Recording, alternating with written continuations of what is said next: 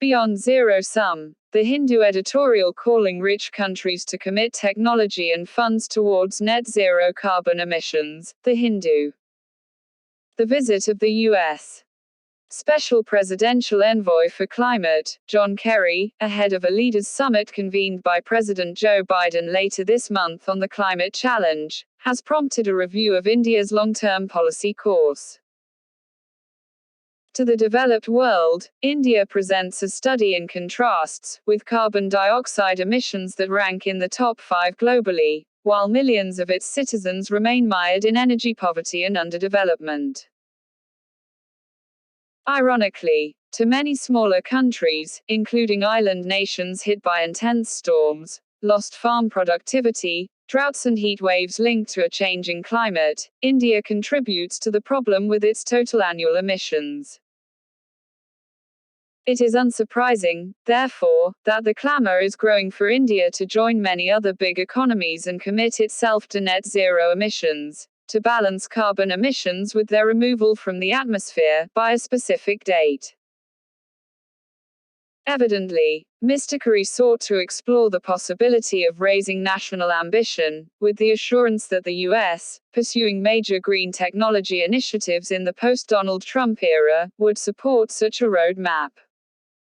His meeting with Prime Minister Narendra Modi has been positive.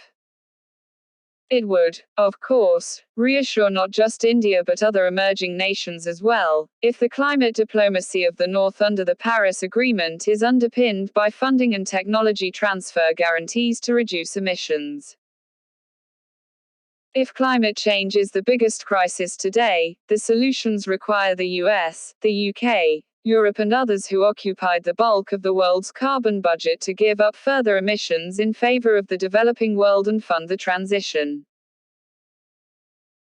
Even if India does not commit itself to a net zero deadline, and prefers to wait for the post-pandemic development pathways to become clear, it cannot afford to ignore the impact that its project decisions, such as deforestation, will have on the climate.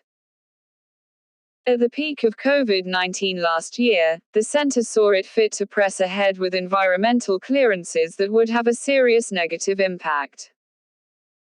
It extended the deadline for coal plants to adopt strict pollution control, and proposed gross dilution of norms to assess environmental impact of projects. Fuel prices, at historic highs due to taxation, pay no specific environmental dividend, and the poorest are worst hit by its inflationary effects. What India should be doing in the run-up to the UN Convention on Climate Change in Glasgow, scheduled later this year, is to come up with a domestic climate plan that explains to the citizen how it will bring green development in this decade, specifying a target by sector for each year. This would align internal policies with the justifiable demand that rich countries uphold the principle enshrined in the UN Framework Convention on Climate Change, of common but differentiated responsibilities to build equity. Taxing luxury emissions, whether it is cars, air conditioners, big properties or aviation, for specified green development outcomes, will send out a convincing message.